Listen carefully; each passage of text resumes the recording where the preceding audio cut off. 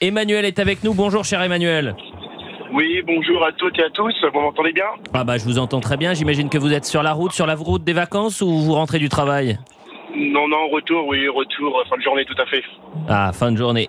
Juste petite parenthèse, Emmanuel, j'ai dit 180 ou 280 ? Ah, je voudrais pas prendre parti, je l'ai pas entendu, je ne veux pas dire de bêtises. Bon, vous pouvez prendre parti, vous pouvez dire des bêtises, il n'y a aucun problème. Il veut rester ami avec n'hésitez pas. Bon, plus sérieusement, est-ce que vous êtes inquiet ? Est-ce que vous êtes inquiet, cher Emmanuel ? Moi, c'est un peu un mix de plusieurs choses. Je suis en colère, terrifié et inquiet. Voilà, en colère de par ce qui s'est passé, par un peu ce déni démocratique qui n'arrange que ceux qui vont tirer les intérêts comme d'habitude, et ce déni médiatique aussi qui a accompagné toute cette campagne, quelque chose d'inédit pour moi. Tout d'abord, je voulais dire, j'entends beaucoup de choses en tant qu'électeur du RN, je le revendique. Je me sens encore une fois comme beaucoup humilié, rabaissé et ignoré. J'entendais tout à l'heure, c'est Madame la députée qui disait que les Français n'ont pas voulu du RN. En effet, je rappelle quand même que c'est 10 millions d'électeurs de Français qui ont voté pour le RN. Loin des 7 millions pour le mouvement, j'appelle ça un mouvement de rassemblement multi-carte. C'est quand même 10 millions de Français qui ont voté pour le Rassemblement national. Et s'il n'y avait pas ce mode de scrutin qui aujourd'hui on voit bien qu'il ne sert plus à rien, il ne représente plus la 5e République, parce qu'on est devant le mur. Ce mode de scrutin qui soi-disant est démocratique nous amène devant un mur antidémocratique. Ce mode de scrutin ne représente pas la vérité. 10 millions d'électeurs qui aujourd'hui, on les balaie, on les met de côté, et à la limite, oui, on les insulte, on les raboue, et on les humilie, une fois de plus. C'est peut-être la déclaration la plus importante chez vous, Emmanuel, au-delà de l'aspect sur le déni de démocratie, parce que cette sensation, on l'entend chez beaucoup d'électeurs lorsque vous dites on se sent rabaissé, ignoré et stigmatisé. Olga Givernet, à travers la campagne qui a été ultra violente contre le Rassemblement national, vous n'attaquiez pas les électeurs mais le parti, mais lorsque on explique que c'est le retour de la peste brune, que c'est un parti à tendance fasciste, force est de constater que les électeurs se sentent un tout petit peu concernés et un tout petit peu touchés, même si c'est pas eux qui sont directement visés. Attendez, ça a été une campagne de projet contre projet, et là le Rassemblement national a dû se dévoiler sur son projet, il a quand même été mis en avant sur les problèmes économiques, et le problème évidemment c'est de démontrer qu'il y avait des candidats qui n'étaient pas à la hauteur des circonscriptions qu'ils pouvaient avoir, et donc de pouvoir identifier qu'effectivement ils n'étaient pas prêts. Non mais Madame Givernet, et les Français s'en sont rendus compte.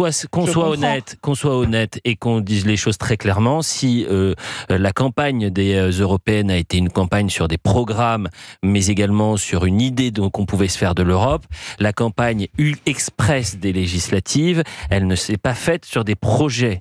Ça s'est fait sur une idée. Et encore plus la campagne de l'entre-deux tours, il y avait une idéologie qui était tout sauf l'extrême droite. Je vais vous dire, parce que quand vous receviez les professions de foi, c'était bien sur des projets. Moi, j'ai fait ma campagne sur d'un projet qui était local.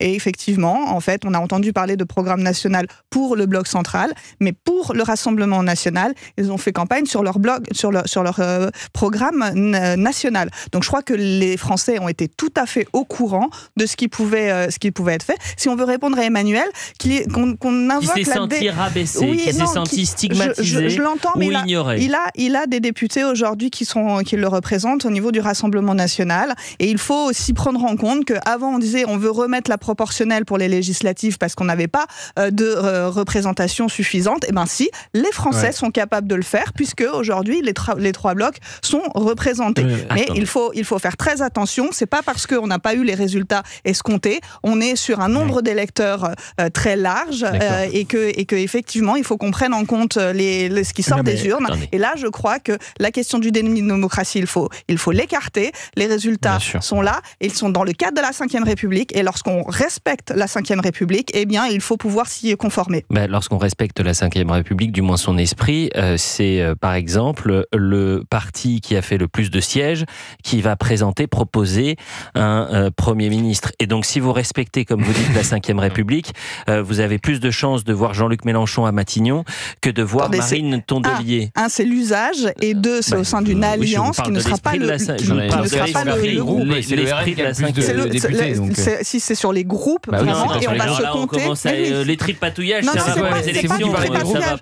C'est pas du tripatouillage. Je pense Emmanuel, un grand merci. Emmanuel, un grand merci. Peut-être que vous souhaitez réagir et répondre à Madame la députée Renaissance. Écoutez, malheureusement, les réponses sont pas du tout, sont complètement à côté de la question, mais c'est ce qui se passe depuis 15 jours. Je pense qu'on parle de programme, on n'a pas été, le RN n'a pas été battu sur un programme, mais sur un déni incroyable pendant 8 jours médiatique, qui a été poussé à son paroxysme. Je n'ai jamais connu ça. Je n'ai jamais connu ça, tout a été poussé. Et c'est juste un petit résumé, j'ai pas beaucoup de temps. Mais quand on voit quand même, je suis terrifié. Mais dans quel pays vit-on?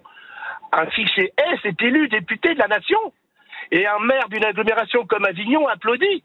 Mais dans quel pays vit-on? Ouvrez les yeux, faut que les gens ouvrent les yeux. Quand j'entends Madame députée, je suis effrayé. C'est le début de quoi? Début de quelle période? On va permettre quoi par la suite? On va aller jusqu'où pour défendre une soi-disant démocratie qui, encore une fois, ne représente que ceux que ça arrange? Il y en a assez. Et moi, je suis en colère et je peux pas entendre tout ça. C'est faux. Il y a un déni démocratique, un déni médiatique qui a bien accompagné, qui a bien aidé. Mais tout ça, à un moment ou à un autre, ça ressortira, ça rejaillira et on se dira, oh ben mince, qu'est-ce qui se passe? Qu'est-ce qu'on n'a pas fait? Et ben justement, c'est plutôt qu'est-ce que vous avez fait? Vous avez tout fait pour. Je pense, Emmanuel, qu'il faut simplement se dire qu'on doit retrouver un moment d'apaisement pour pouvoir prendre en compte la situation dans laquelle nous sommes. Les gens ont voté, ils ont voté sur des noms, ils ont voté sur des candidats, ils ont eu j'espère suffisamment de temps en tout cas pour se renseigner, et effectivement il y a eu des situations, et ça on peut le déplorer, où le choix n'était peut-être pas à la hauteur de ce que pourrait être un représentant député de l'Assemblée nationale sur leur circonscription. Et merci beaucoup Emmanuel.